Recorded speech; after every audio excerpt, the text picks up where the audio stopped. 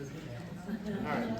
For those of you who don't know me, I'm Pete Poniatowski. I'm Pat's. Oh, I'm supposed to play, right, Brian? Oh, no. Not yet? No, just leave it. Not yet? All right. Okay.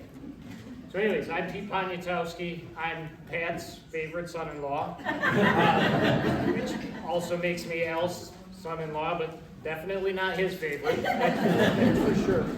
So currently I'm emceeing, or was told I was emceeing. I won't talk too long because I can guarantee Al would not want to hear me talk a long time. So I don't know, Al and I had this, I don't know, a great relationship, at least in my opinion.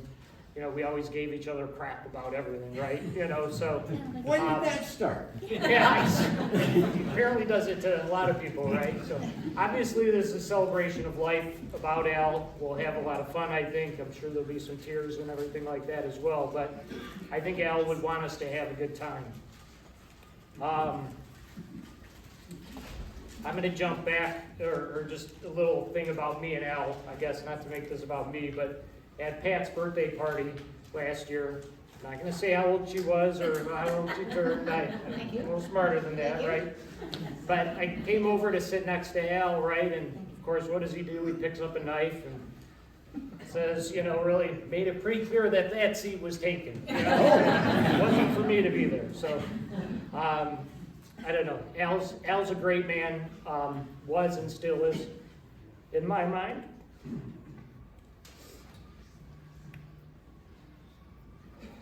Sorry, you might have to punch me in the arm. Anyways, I don't know, I think of Al, like I said, he was always a great man. And I don't know, I try to, it's okay here. Are you gonna punch me in the arm? I'm just gonna be your emotional support person. I just thinking, you know, I try to model him. I think of, you know, my daughter is at the age where she dates and things like that, and you don't always know how to treat a young man who's coming over to take your daughter out on a date or whatnot, right? What I do is I just think of, how did Al treat me? Open arms. Maybe I shouldn't have thought it that way, but Al always did treat me quite well. And like I said, I look at him as a model and somebody who I would, you know, basically try to do the same thing that he did with me. Anyways, like I said I wasn't going to talk too long, so I'm not going to. We're going to have a few people speak today, and Joel, I think you're first, if you would like to. If you would like to come up and say a few words. All right, I'm gonna leave. Come back. He's just grabbing. I'll pull on her second. Loose it. Nope.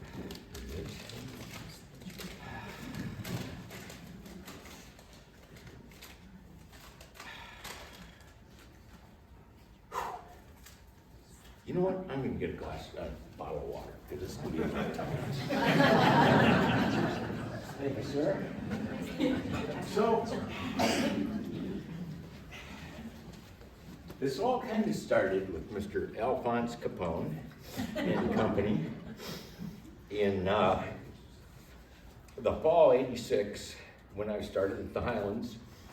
And it really all became very clear what I was in with in the spring of '87 when we went to Stafford's for a 50th birthday party, and a huge water fight broke out. And then let's see, and then going over to when everybody stayed over in La Croche, and you go over there to their parties, and without a doubt it was like, here, you need a traveler for your way home, and it's like, my God, who have I got in with here? And so with Al and the group, they were named the world's oldest juvenile delinquents. And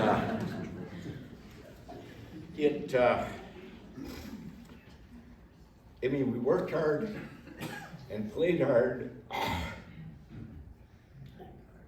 always thought that the Highlands was the best place to get injured because of how competent Al was and the whole patrol was. I mean, had all these great people on it, but it was the worst place in the world to screw up.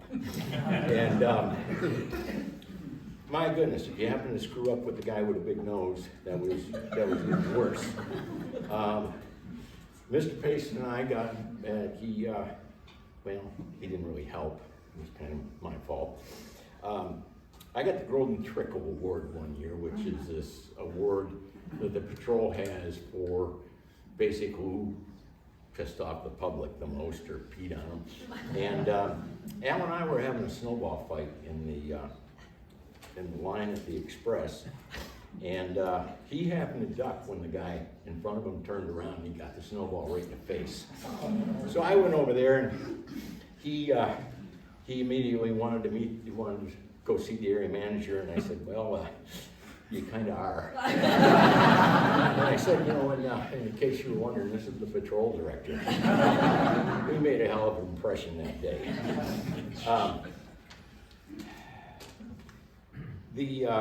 Let's see here. Yeah, I mean, it was like,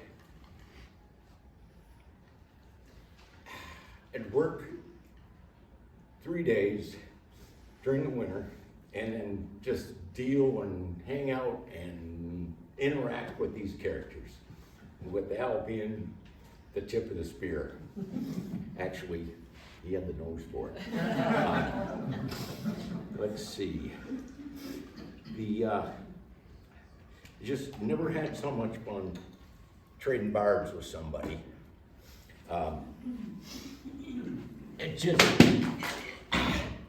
It was just an absolute friggin' joy. So,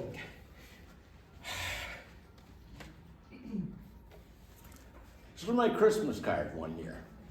This says, no gifts for you. Little Santa Claus there flipping you the bird. And inside it says, you've been an asshole this year. And then down below it's signed, respectfully, your favorite patrol director. I love that guy.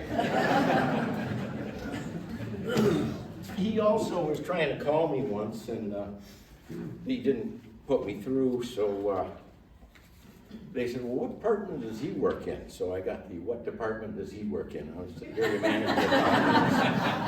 And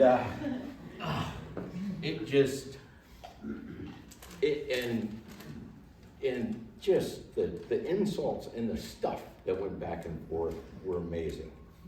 Now Al also, let's see. Oh, actually when I took this thing to have it framed, the woman looked at it and went, ooh. And I said, yeah, the prick finally died. And then, I mean, you get a look from him, you say something.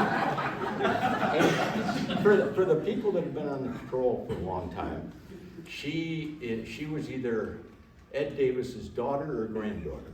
Small world. So no, and then I told her that, that guy was one of the most hated people that I ever met. So let's see. Oh, he even, in picking on each other, Al even enlisted the help of children. Had a Super Bowl party, and Al went to all the extent of finding out what color felt was on my pool table, and he got a broken pool cue. And John McGregor's, his son John Dean was, I think, 8, and he got him a broken pool cue with a chunk of felt on it, and made him come up and say, Joel, I had an accident. Contributing to the delinquency of minors. And the stuff, I mean, my goodness. The stuff that I went after him with, like he had these nice little pink Solomon boots for a couple of years. That was, wow, that was like a bullseye. And the nose. And then there were a few weekends that he didn't show up, and so that was back in the day when they used to put people's pictures on milk cartons. So I made him up a milk carton and said, if you find him, please keep him. And then, there was the ongoing thing with Al.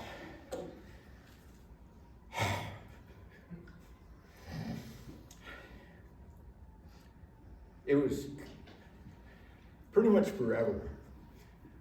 When I'd call him, or he would call me, I'd call him and go, help, and I'd say, Pat?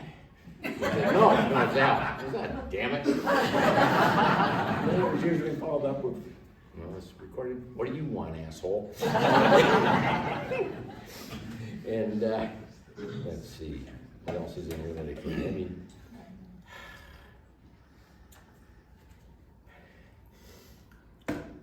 oops, sorry about that. At the end, what a friggin' ride. No, he'd hate this. He would like us to not cry because it's over, but smile because it happened. And that's kind of a cool saying that I tripped over somewhere. It's actually Dr. Seuss that came up with that. But, what a guy. He, huge hole in my heart, listening to that character, and what a wonderful, fun ride that was with him. Sorry about crying, folks.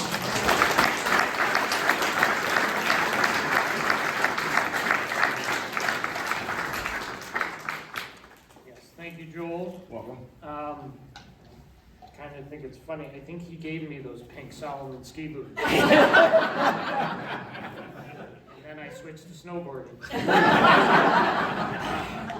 Continuing along, Mr. Dick Taylor is also on the Boyne Highland Ski Patrol. You're next up, sir. That's a tough act to follow.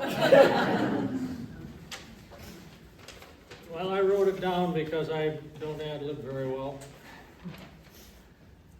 I was a member of the Boyne Highlands Volunteer Ski Patrol for 56 years, patrolling over 40 days every season. I met Al when he joined the Highlands Patrol as patrol director in 1969. Al quickly gained the confidence of the volunteer patrollers and of ski area management. Joel wasn't there yet. Al led the Boyne Highlands Volunteer Ski Patrol for 35 years. The patrol was comprised of a wide range of professionals, salespeople, business owners, skilled tradespeople from all around Michigan and nearby states. We enthusiastically followed Al's leadership in serving the needs of the Highlands and its customers. We all loved skiing and helping others enjoy skiing. Al was at the front of that line. Al insisted that we do an outstanding job and have fun doing it. So we did. And we kept coming back to have fun every weekend that we could. Some of us for more than 50 years, having fun every weekend. And the patrol continued to have fun after the ski lifts closed. We would congregate at various community restaurants and pubs to have fun. More than once, we were invited to leave the premises because we were having too much fun. The patrollers and their families formed strong friendships. There's kind of evidence today here. We socialized year-round, and the patrol alumni continue to get together as often as we can. Our children grew up together, and many followed in their parents' and grandparents' footsteps and became volunteer patrollers. Al was a good friend, a mentor, a motivator, and a leader. He encouraged all of us to take on new challenges and responsibilities to the benefit of all. I personally remain grateful for the opportunities and trust he placed in me. Al asked me to serve as patrol director when he retired. After Al's departure, we enthusiastically carried on with the traditions that he established over 35 years. Al set standards for our patrol that endured long after his departure. I like to think those were responsible in part for the Highlands Patrol being named the nation's outstanding ski patrol in 2023. We are all grateful for our time with Al. He made a difference.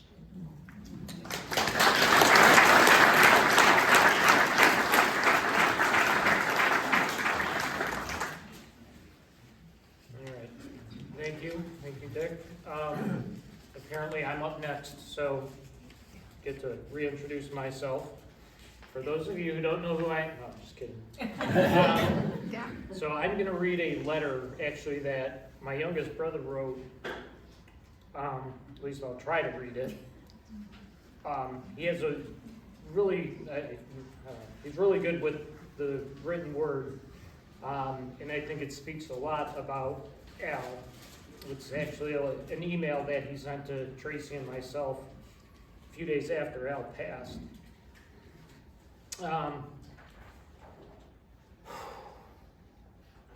Starts out, our pal Al. Everyone has those people in their life that are just good people. Live from the right get-go. You can sit down, dear. Are you sure? To punch me in the arm, though. Yeah, we did that at my cousin's funeral or memorial service and kind of helped us from stop crying for a second. All right, I'm gonna start over. I'll try to get through this. All right. Our pal Al.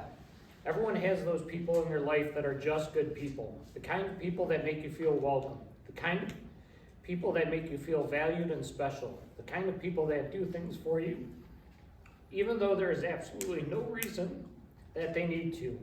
One of those people in my life was Allan Payson. My brother Pete started dating Al's daughter Tracy when I was just 10. Pete and Tracy were in college and I was in grade school. From the day I met Tracy all those years back, 32 years ago, I knew that she was special. She was incredibly kind to my siblings and I from the first moment we met her. As a child, I didn't know why she was so kind to us, but looking back, I know exactly why. Because that is how she was raised by her mom, Pat, and her dad, Al. Two amazingly generous, kind, welcoming, selfless, fun, funny, and giving individuals. If you know Pat, of course, she was going to be nice to my siblings and I. That is just who Pat is. She can't help herself but be kind. But Al, you see, Al had no particular reason to be extra nice to my siblings and I. After all, what were we to him? Just the much younger, loud, active brothers and sisters of his daughter's college boyfriend. Honestly, we should have meant very little to Al, and if that's how he treated us, nobody, including us, would have thought he was in the wrong. But just the opposite occurred with Al. Not only did he acknowledge us, he made us feel special each and every time we interacted with him. Below are just a few of those special memories and ways that Al made life special for us growing up. This one's gonna shock you guys. Boing. All right, boing. Where to start? Everyone knows that Al knows that he was the head of ski patrol at Boyne Highlands for many years. As a kid back then, I would have had told all my friends that Al ran Boyne, and then I knew him because I viewed him as famous based on this at 12 years old. Here's how amazing, or maybe crazy, Pat and Al were. They allowed all of our family, 8 of us in total, mom, dad, sister, and 5 boys, into their condo at Boyne each winter for several years. Yes, you read that right. They didn't kick us out after the first crazy year. They kept inviting us back. And Al seemed to love it for some crazy reason. Not only would they let us cram in their private condo, which was likely normally a very relaxing haven for Pat and Al when we weren't there. Oh boy, there's a lot. But he would do everything to make us have fun on those trips. Even though he had to get up early for work, he would make sure that we had ski passes. He would get us off to a great start each morning on the hill. He would come find us for lunch and on and on. Why did Al do all this for us? It's simple, because he was Al Payson, and he is one of those truly special people that come into your life. The lake, like any kid would, I took it for granted what Pat and Al did for us growing up, at least until I got old enough to realize what was going on. And then I became truly grateful for every opportunity I had to be with them at their amazing lake house on Sylvan Lake. I can just see Al now sitting in his spot on the couch, watching baseball or golf. And Tracy says, Dad, the Pono boys are coming over and want to go on the boat. What any man in his right mind would have said is, tell them to go find their own damn boat.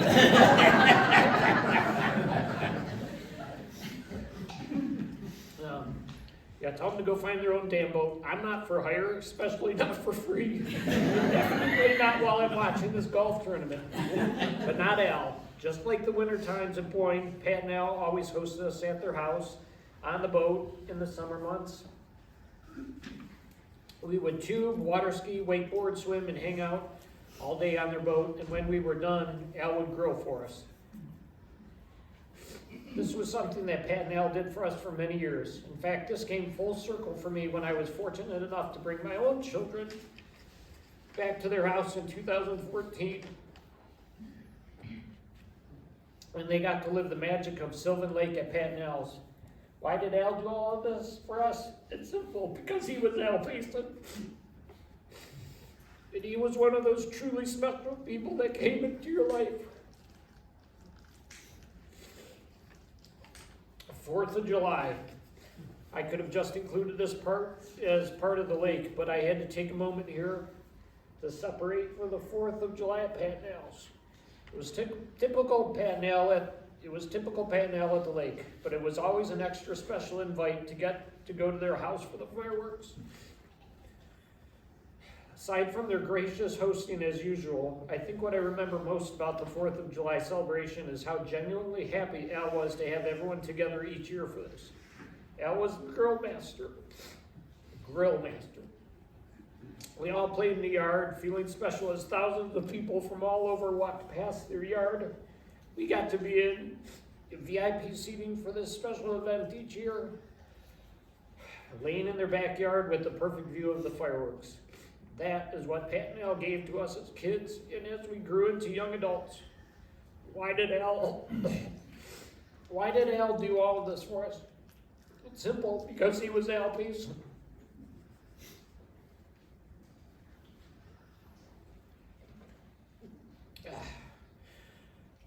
And he is one of those truly special people that come into your life. Heart inspiration. I haven't talked about this much, if ever. And I wish I had talked to Al about it looking back. For those that... Just in time. Trying to help you out here. His shoulder I fell on snowboarding on Tuesday. It's still a little sore. I haven't talked about this much, if ever, and I wish I had talked more to Al about it looking back. For those that know me, I was diagnosed with significant heart disease at 33 years old. I was a scared young father. While most people may not look at someone with multiple bypasses as a reason for hope, but that's exactly how I looked at Al after my cardiac event. He was living proof to me that I could still live an active and healthy life after a cardiac event, and even enjoy some good Polish vodka. If Al could live, no thrive with cardiac disease for so many years, then maybe, just maybe I could too. He gave me hope and inspiration. Truly, he did and continues to today. He doesn't even know that he did it, but he did.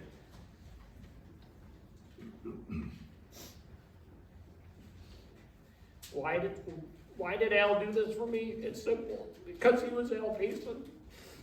He was one of those truly special people that come into my life. Love and miss you, our pal Al. And that's the end of it. And I think Al would say at this point that he couldn't believe I can read that much.